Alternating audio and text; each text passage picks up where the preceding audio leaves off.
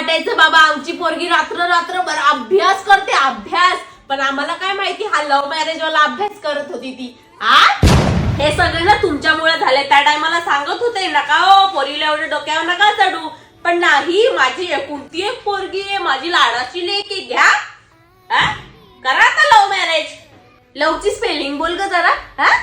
विसरू नको रे कधी मानसा तुझ्या त्या आई बापाला, आई बापाला, आई बापा. बाप आपल्या पोरीसाठी येणाऱ्या पोरं शोधून शोधून दमला, पण पोरीला कोण आवडला? भिकार. भाभी हमको लगता था आमची मुलगी रात्र रात्रभर पढ़ाई करती है, पण ये तो लव मैरिज लव लेटर लिख रही थी ना, कैसे पढ़ाई करेगी? आता मला कळलं का एवढ्या दिवसापासून मी बोंबलते का बेटा लग्न करून घे, लग्नाचं वय निघत चाललंय, पण नाही आई नंतर बघू, हे बघू.